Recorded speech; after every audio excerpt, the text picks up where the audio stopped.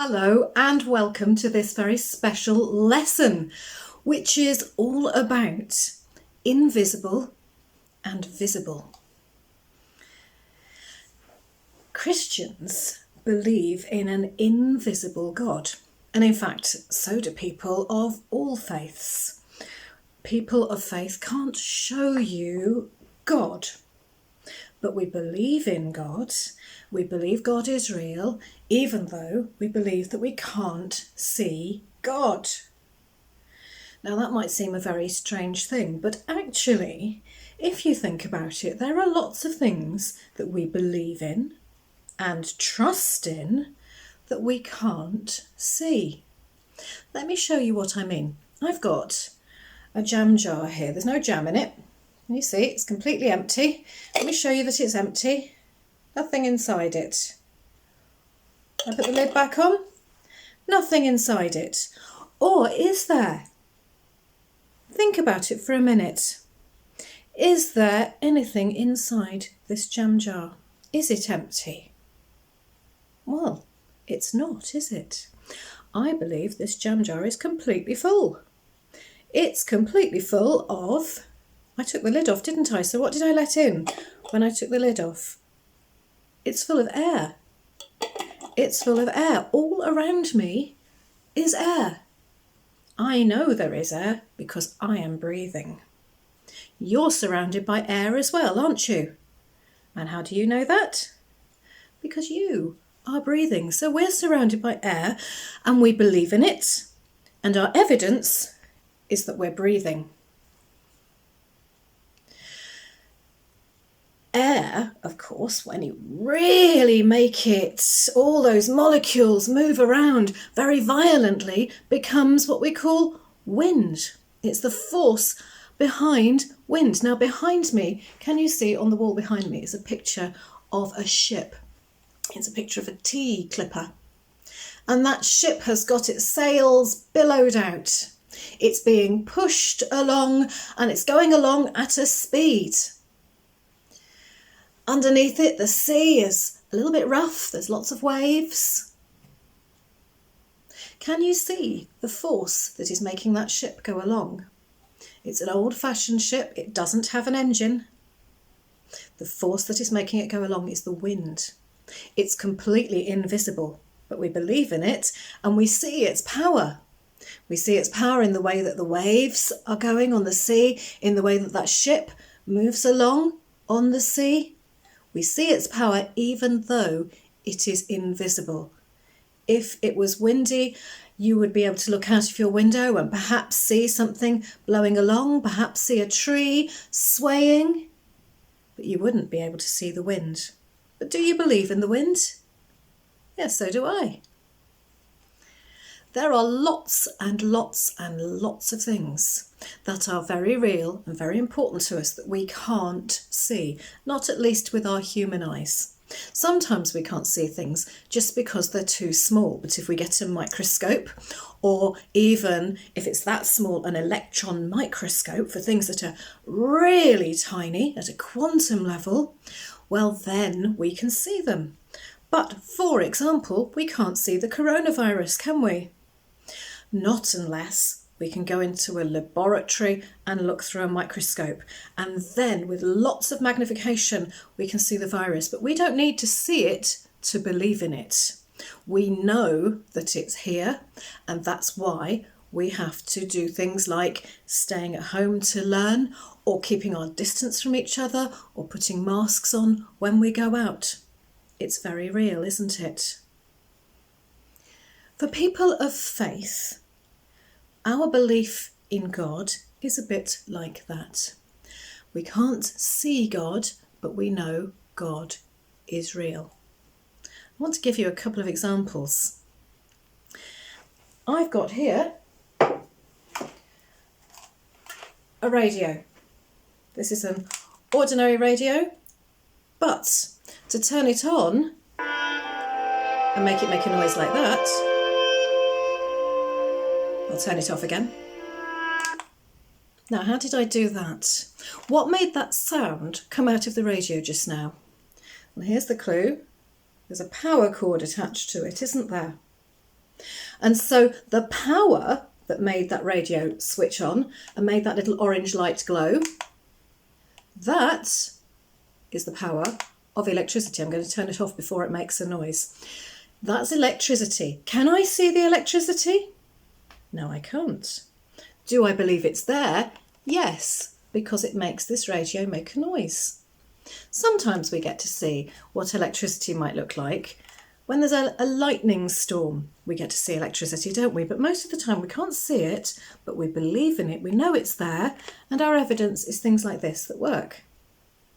Now, the other thing that makes this radio work is radio waves.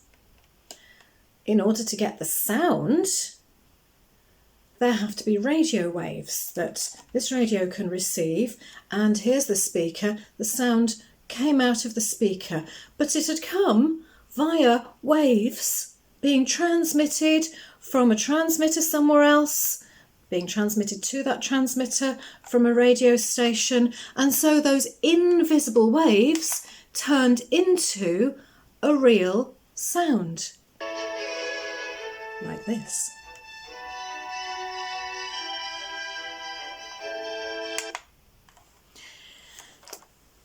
And in some ways, for people of faith, believing in God is a bit like that.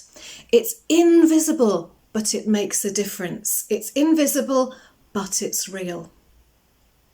Now, Christians and also Jews believe in God as a spirit all through the Bible, the whole Bible, not just the bit that is the Christian bit. There is a lot of talk about God as a spirit. Sometimes in the older part of the Bible, the Jewish part of the Bible, that spirit is called wisdom. But that God as a spirit, we can't see, but is very real to us. There are times when we need an example of what that looks like. Let me show you one. I'm going to take this jar again, and I'm going to put some water into the jar. Now, obviously, the water you can see. Here it is. So let's put some water in the jar. You see that? Of course you can. I want you to imagine that the water is like us, or it could represent the whole world. But it's all of life. And I'm going to take something else. In this little jar here, I've got some salt. I'm going to put some salt on this spoon. Can you see? This is salt. Sort of salt you might use to flavour foods. And I'm going to put some of this salt into the water. A whole spoonful, I think. Let's have this spoonful of salt in the water. And if you look very carefully, you can see the salt at the bottom of the water. But if I stir it, the salt will dissolve. And that means that the salt is going to join up with the water. It's going to become part of the water. So now this is salty water. It's not the same as it was a minute ago. It's not plain water anymore, it's salty water. And you can see it's changed the way the water looks. The water's changed colour because it's salty now. But can you see the salt? You can see that there's salt there because the water's a different colour, but can you actually see salt? Oh, no. It's disappearing, and if I stir this long enough, the water will gradually go clear again. So the salt's disappeared, but you saw me put it in the water, didn't you? You saw that there was salt and you saw that there was water. It's getting clearer and clearer now.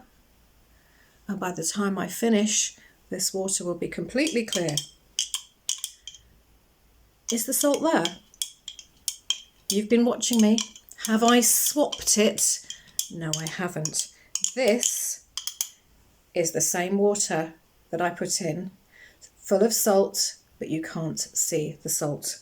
Now, for Christians, thinking about God being invisible is a bit like that. It's as though we are the water and God is like the salt. He's there. But look at that now.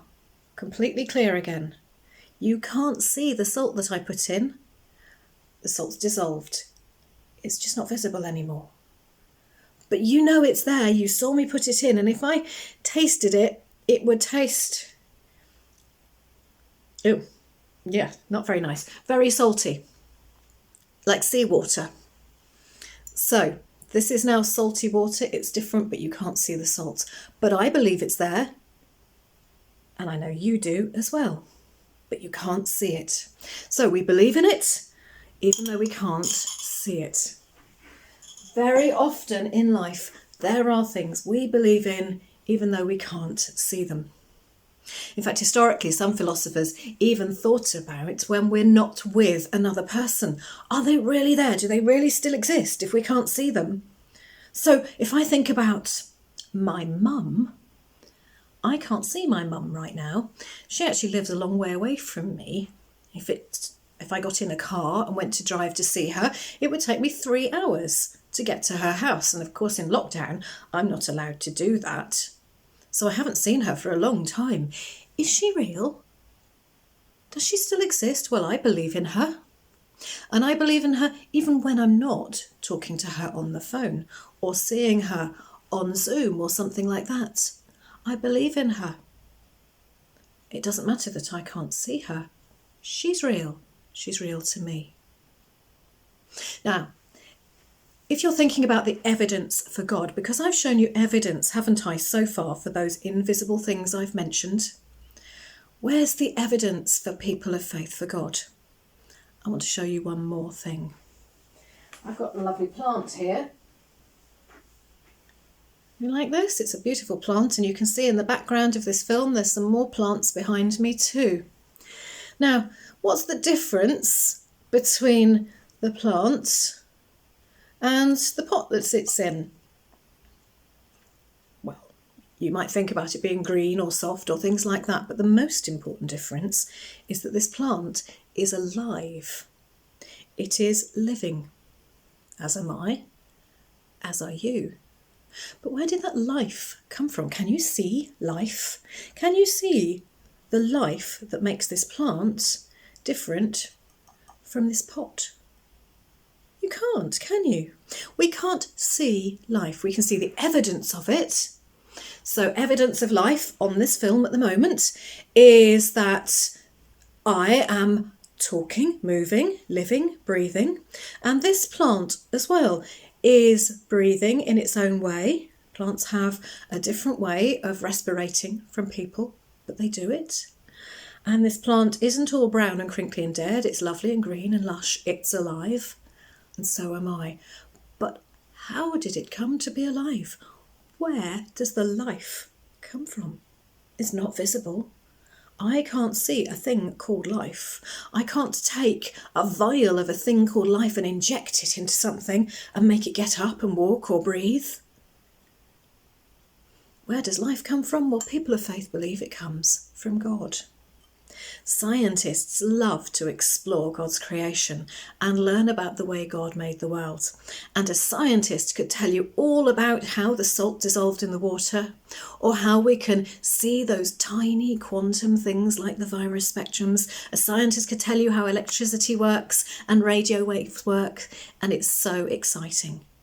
Being a scientist is a terrific job because you're learning about and exploring God's creation and knowing more and more about how God works. But there's one thing a scientist can't do. A scientist can't make life. To make life, you have to have life already. If I wanted to grow a plant, I'd need a seed, and that would have come from a living plant. And so from that living seed would come a living plant. Or I could take a cutting. This plant actually was cut off another plant and put in a pot, and it grew new roots and became a new plant. But the first plant was alive and the second plant is alive, and if I ever take a cutting from this one, that life will be passed from plant to plant. Where did it start? Could we make life as human beings?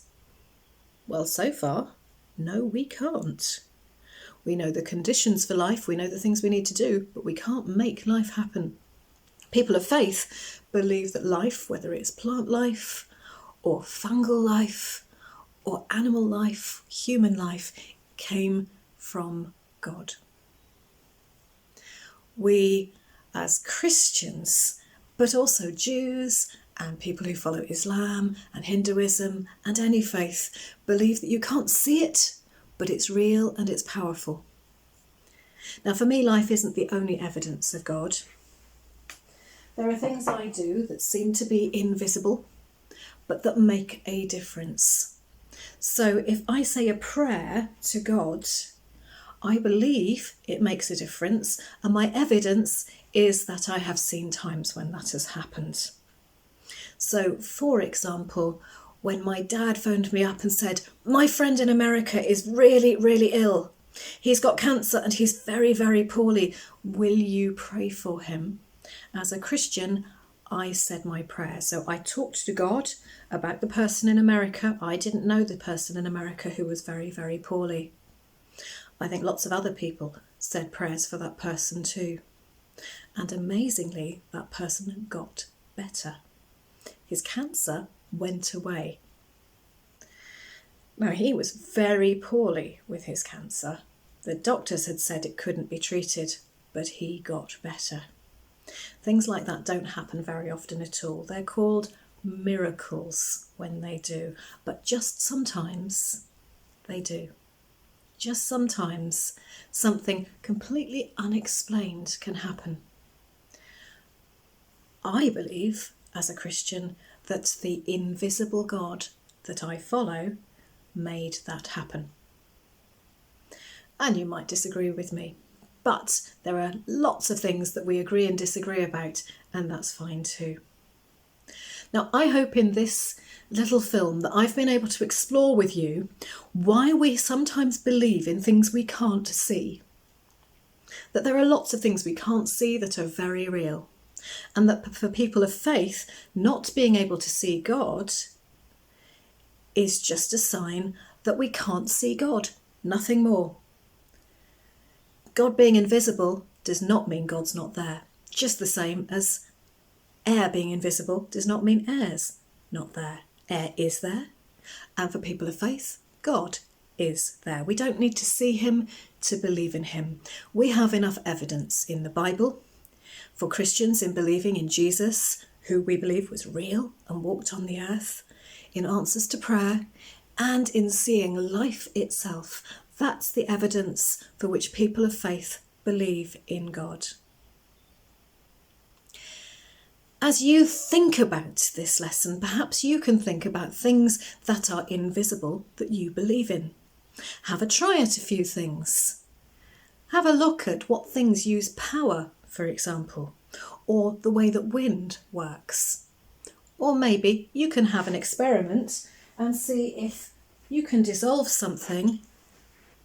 And do you know what? If I were to give this water to someone else now, they'd never know there was salt in it, would they? It's invisible. Have an experiment, see what you can do with things that are invisible. And remember that for people of faith, that's how it works. Lovely talking to you. Have an enjoyable lesson, and may God bless you all. Bye-bye.